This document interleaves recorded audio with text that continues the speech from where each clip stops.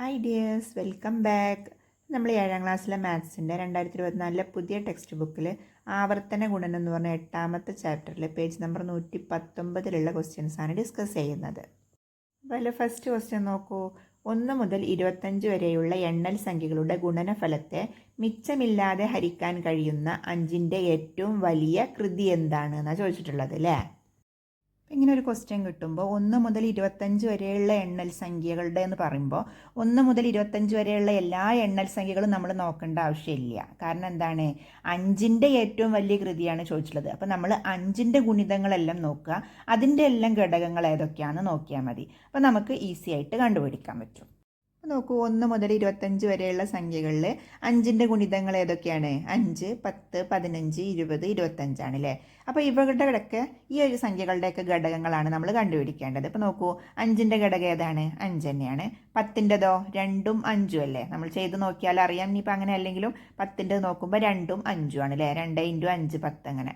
15ൻ്റെതാണെങ്കിലോ 3ഉം 5ഉം ആണ്.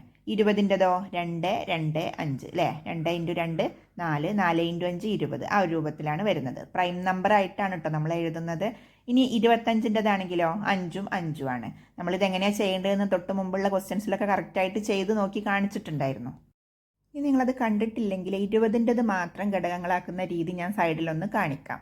നോക്കൂ, 20ൻ്റെ അല്ലേ 3 എണ്ണമായിട്ട് വരുന്നത്, അത് ഞാനൊന്ന് കാണിക്കുന്നത്. അതായത് ഫസ്റ്റ് 20 എന്ന് എഴുതുക. 20ൽ 2 ഉണ്ട് അല്ലേ. പ്രൈം നമ്പറുകൾ നോക്കുക. 2, 3, 5, 7 അതിൽ ഏതാണ് വരുന്നത് നോക്കുക. അപ്പോൾ 20ൽ 2 ഉണ്ട്. അപ്പോൾ നമ്മൾ 2 എന്ന് സൈഡിൽ എഴുതി കൊടുത്തു. ഇനിയോ 20ൽ എത്ര 2 ആണുള്ളത്? 10 ആണ് അല്ലേ. അപ്പോൾ താഴെ 10 എന്ന് എഴുതുക. ഇനി 10ൽ 2 ഉണ്ടോ? ഉണ്ട്. എത്ര 2 ഉണ്ട്?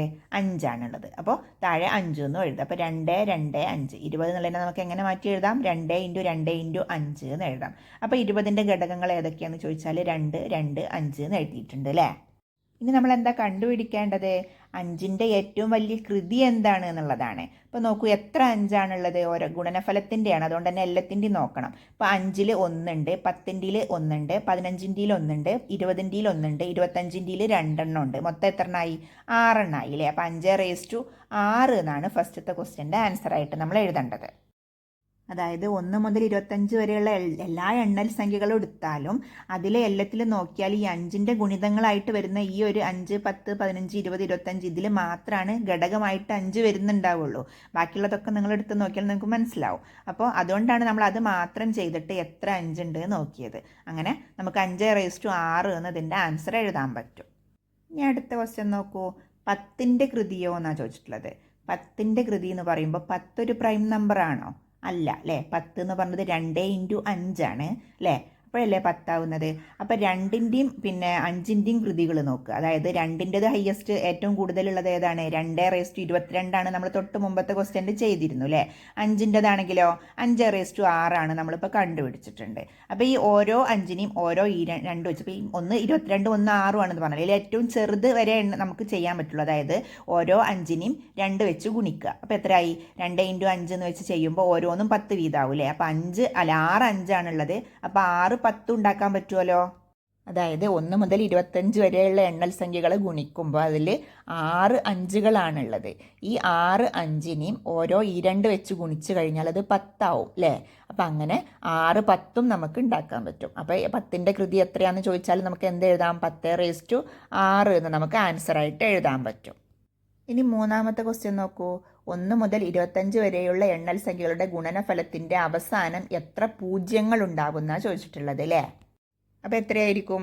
നമ്മളിപ്പോൾ 10/6 എന്ന് എഴുതിയില്ലേ. 10/6 എന്ന് എഴുതിയാൽ 1 ഇട്ടിട്ട് 6 പൂജ്യമാണ് അല്ലേ. അപ്പോൾ എത്ര പൂജ്യങ്ങളാണ് ഉണ്ടാവുക? 6 പൂജ്യങ്ങളാണ് ഉണ്ടാവുക.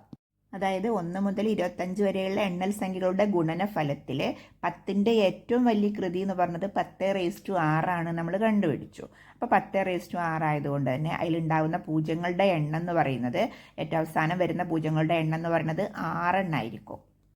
ഓക്കെ ആണല്ലോ. ഇനി അടുത്ത പേജിലുള്ള ക്വസ്റ്റ്യൻസ് ആയിട്ട് നമുക്ക് അടുത്ത വീഡിയോയിൽ കാണാം. വീഡിയോ ഇഷ്ടമായാൽ ലൈക്ക് ചെയ്യാനും ഷെയർ ചെയ്യാനും സബ്സ്ക്രൈബ് ചെയ്യാനൊന്നും മറക്കരുത്. നമുക്ക് അടുത്ത വീഡിയോയിൽ കാണാം. ബൈ.